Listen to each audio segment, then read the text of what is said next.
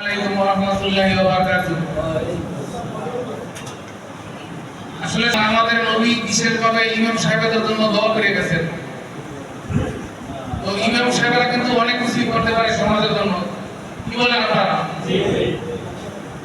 যেমন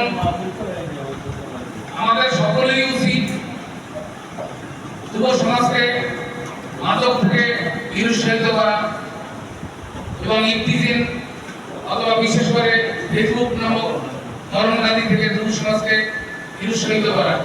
এক্ষেত্রে আমি মনে করি ইমাম সাহেবরা বেশি অগ্রণী ভূমিকা পালন করতে পারে উত্তর সময়। আপনারা কি বলেন? আল্লাহ আপনাকে ইমাম সাহেব বানাইছে, এই দায়িত্ব আপনার কাছে। আমাকে কিন্তু ইমাম সাহেব আল্লাহ বানায়নি, আমার কিন্তু আপনার আফসোস আছে। আপনারা ওখান থেকে মনে করতেছেন যে খলিল ভাই ভালো আছে, আমি মনে করতেছি না আমার সাথে ইমাম সাহেব যারা ভালো আছে।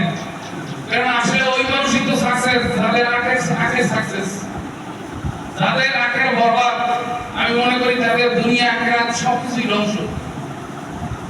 তো ইমাম সাহেবরা তখন নসিহত করবে যেন এরকম মনে করে যে আমার সন্তানদেরকে আমি নসিহত করতেছি, যাতে আমার সন্তানেরা ইফতিজিং থেকে মাদক থেকে দূরে থাকে।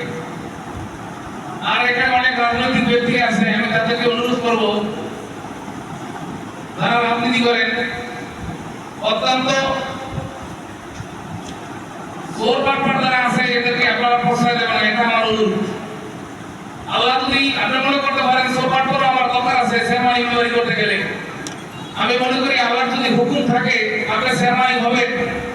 দুনিয়ার সমস্ত মানুষ যদি আপনার বিরোধিতা করে ইনশাআল্লাহ আপনাকে আল্লাহ বানাবে এই ক্ষমতা, ঠিক না?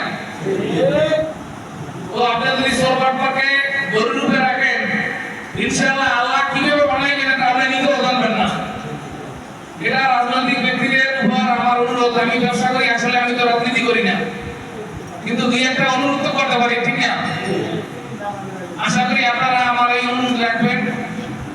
কারণ আপনি যদি চোর বাটপারের সাথে চলেন তাহলে আপনার হাসর নাসরও কিন্তু চোর বাটপারের সাথে হইবে। আপনারা কি বলেন?